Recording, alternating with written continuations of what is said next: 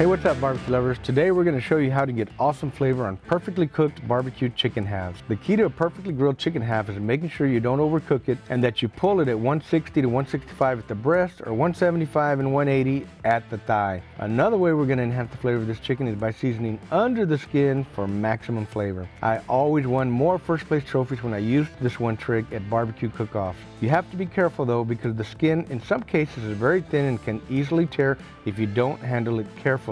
This chicken is also already injected since I'm doing a competition test run.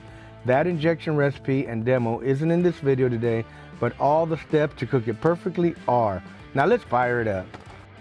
Alright, first of all, I like to look at the bird and cut the tail off. Now you can see on this one that the tail's completely gone. It's not there at all. Somebody already did that at the factory, I suppose. The wings look nice and pretty. Some of the things you want to look for is nice, clean, pretty wings. This bird looks really nice. It has a beautiful shape, has a nice color. All the wings are nice. It's not too beat up. Okay, so the first thing I'm going to do is I'm going to feel for this little breastbone here.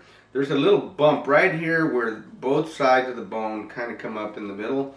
And I like to split my chickens right down the middle. You got to have a nice sharp knife to do this. First I'm going to mark it, you can see here, and then I'm going to go all the way down to the other side. Now at this point you can take your shears and split it. Just follow through with your shears like this. A little bit harder to do unless you have big shears. That's one of the reasons I like the knife. I like to take this little knife and just put it right down the middle here. Just give it a nice hard tap. It'll cut right through the keel bone. This chicken half, as you can see, is not protected by the keel bone. Not to worry, as long as you're not cooking too hot and too fast, this piece will be just as moist and just as delicious as the other half that does have the keel bone. Now there are ways to split it, from the back, come through the middle and take out the keel bone, and it does protect the membrane. That's going to be a different video down the road. Next thing you want to do is cut out the neck. Now I do the same thing here. In most cases, I just put my knife right there in the middle, press down, nice and hard, nice and firm, voila, beautiful chicken half right there. Alright, now the other way of course is to use your shears, and most people do like to use the shears. I'm going to go ahead and do that just for the demonstration purposes. So get you a nice set of shears. These are not fancy wancy, they're nothing too big or expensive or anything like that. Alright, so there you see we have two beautiful chicken halves from the same bird. That was not hard at all, only took a few minutes. Sometimes the chicken will have a lot of fat right here in the front of the breast. This one didn't have too much. That looks pretty good. Now this one you see here, it does have a pretty good amount of fat there. So we're going to take our knife and we're going to scrape that off too. Don't push too hard. Don't angle your knife like that too much, because you will cut through the skin. Look at that big old piece of fat we got out of there. We're done with that. Okay, now next thing I'm going to do, I'm going to show you how to pull back the skin. And you don't have to pull the skin back to cook some really good chickens. I personally like to pull the skin back. It allows the rub to get up onto the meat and penetrate the meat. All I do is put my finger up under here and I carefully start to push out. There's some very sturdy connective tissue right here. You want to make sure you get that pulled back like that. And there you see you have very nice, beautiful breast right there. You can take scissors and just trim it right off like that. You don't really need that excess skin and membrane on there. Now I want to go ahead and pull it back all the way back from the drumstick and the thigh as well. Now one of the things I like to do sometimes is put a little bit of butter, but you can use a little bit of oil or nothing at all. In today's case, we're not going to put anything but the rubs on there. The first thing I'm going to do is add a little bit of my OG. Now OG is a simple salt, pepper, garlic. It is the perfect ratio in my opinion, but you can use whatever rub you like. Next I'm going to take a little bit of wow. Now the wow has a few extra flavor enhancing ingredients, so this really makes it excellent. So you're going to shake a little bit of that on there. And again, don't forget to get this side wide down here. That's pretty much all you got to do under here. Don't get too aggressive. Don't get too heavy. You're adding 2 layers of salt, so you just want to enhance the flavor a little bit. You don't want to over salt your meat. So on the bottom here you have the rib cage and some protective layers of skin and stuff, so you can get a little bit more aggressive with the salt here. Next, we're gonna lay a little bit of wow here. Excellent. Now, normally I would let this sit for about 5 minutes or so. Let that salt start to kind of penetrate down into the bottom part of the chicken. On this side, I am going to add a little bit of olive oil. Now, you can use any kind of binder you like. I hear all kinds of different things that people like to put on there, and use whatever you like. Today, all I'm going to use is just a little bit of olive oil.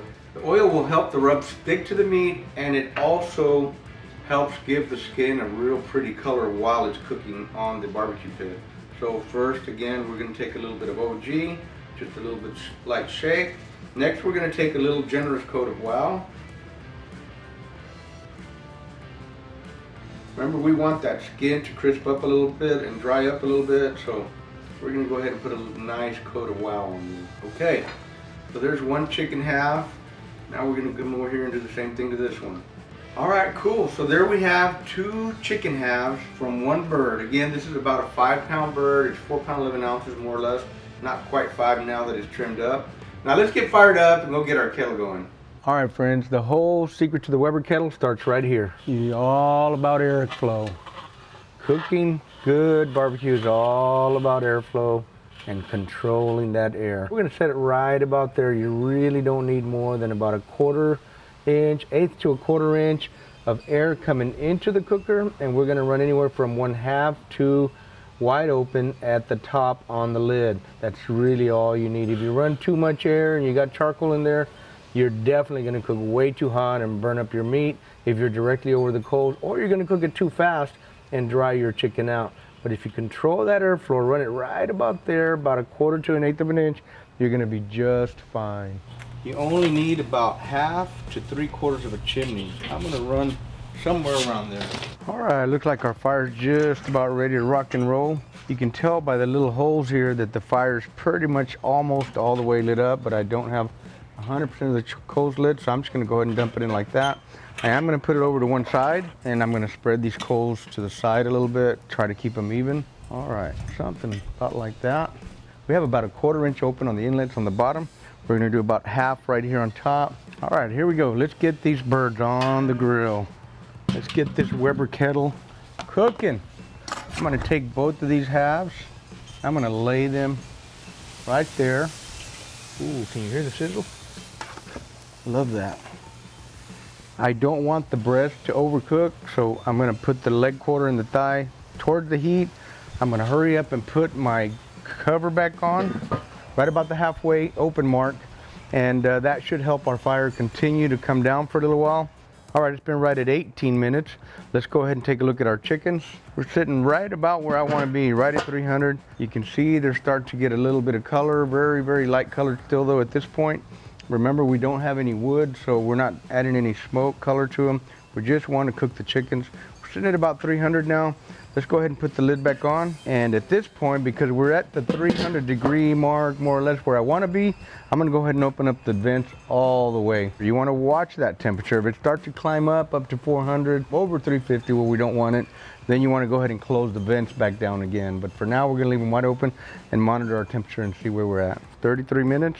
Let's just take a real quick peek and see what these chickens are looking like. You can see the temperatures cruising right at 300. It has not budged from there for the last 15 minutes. What I want to do now is rotate these chickens and put them right over the fire, just like this. So they're probably about halfway cooked. We're going to go ahead and put them right on the fire and give them that nice grill flavor. All right, we'll be back in another 15-20 minutes. You can see here the temperature is just over 300 degrees. It's starting to creep up. It was up about 320 a while ago.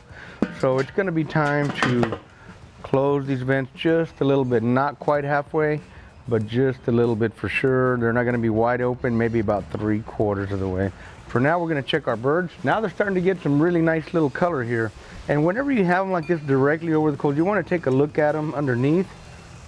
You can see they're not burning at all. So you can actually flip these chickens and put a little color on the skin and crisp it up a little bit. Ooh, yeah, that's going to be real pretty. We're going to give it about 7 or 8 minutes like that. Then we're going to come back and flip them back the other way. Close it quick because it can get hot fast. All right, we're fixing to hit the 1 hour mark, and we have our chicken still flipped over on the skin side. Let's go ahead and check it out. It's been about 10 minutes since it's been that way. All right, let's flip this dude over this way.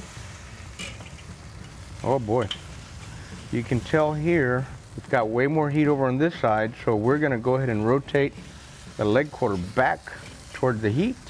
We're gonna flip that one over this way. Same situation here. So we're gonna go ahead and rotate this one back the other way, just like that. All right, remember, don't leave the lid off too long because that fire will start to get away from you. Let's go ahead and close the lid back up.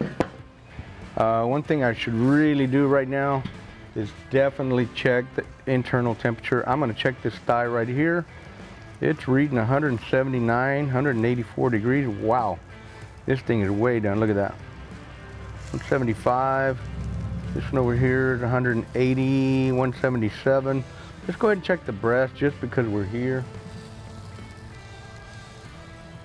165, 68, 67, sitting right about 172, so it's just a little over. This one's about 178. Let's take them inside and see what they look like. They're obviously done. All right, barbecue lovers, we're back in the kitchen. We brought our 2 chicken halves in. So they've been resting about 10 minutes or so. Let's go ahead and cut into these and see what they look like. But before we do, if you like what you see today, if you get value from this video, please hit the like button and go ahead and subscribe so you don't miss any videos from Arnie Tech. All right, one of the cool things you can do about chicken is what I like to do. I like to take the wing off first, kind of set that aside, and that kind of gives me a little bit of breathing room for the knife to work. And I like to take my knife and cut across the breast just like this. Oh my gosh, look at that juice. All right, check this out, folks. I'd say that's a pretty juicy chicken. Man. All right, let's set that aside over here too. Let's cut another couple of pieces of bird here. Man, this thing's very juicy. All right, got a piece of breast here. See how that skin looks nice and pretty. We got some really nice color there. Let's take this out and get a little taste test.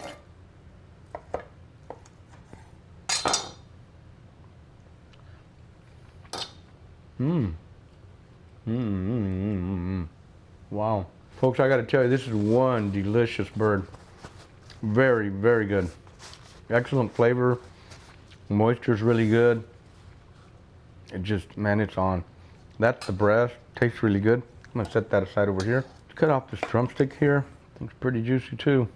I'm gonna cut up this thigh here. I like to cut my thigh right along the bone here into 2 pieces. Very juicy. Wow. Very juicy, very moist. Just the right amount of salt, just the right amount of pepper and garlic, and you know, you kind of get a little bit of all those flavors blended with the natural flavor of the meat. We didn't crisp up the skin a whole bunch, so we don't have a whole lot of crispy skin, but I'm gonna try that anyway. Oh yeah, baby. I love chicken chicharrones. Man, crispy chicken skin is one of the amazing things that you can eat. It's, I'm gonna have to get a little bit more. Sorry. That is fantastic. And it could have gotten a little more crispy, but even that little bit of crispy is just amazing. Amazing. With the rub on there, both the OG and the WOW add an extra little delicious flavor to the skin. Chicken tastes amazing. Let's see what the other chicken does. All right, let's cut this wing off first. Now this wing got nice and crispy. I know who's gonna eat that. It's gonna be me. Let's see what this breast looks like. Now remember, this is the one that did not have the keel bone. You can see right there that it's been separated. Let's see if it's juicy as well. I'll let y'all be the judges. Look at all that amazing juice right there. Really juicy, very moist. Very moist. Eat that with skin and all.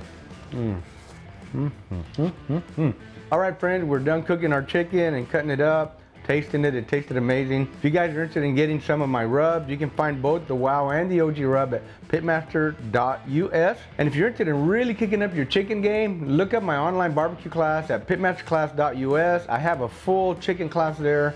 I also have a complete Pitmaster class on there. There you can learn how to cook brisket, pork butts, ribs, chickens, steaks, everything you can think of, all the popular barbecue meats. They're all there, complete, start to finish, prep to finish. You can find all that at pitmasterclass.us for all the popular barbecue meats. Thanks for watching, everybody. Keep the smoke light. Make it work. Boom!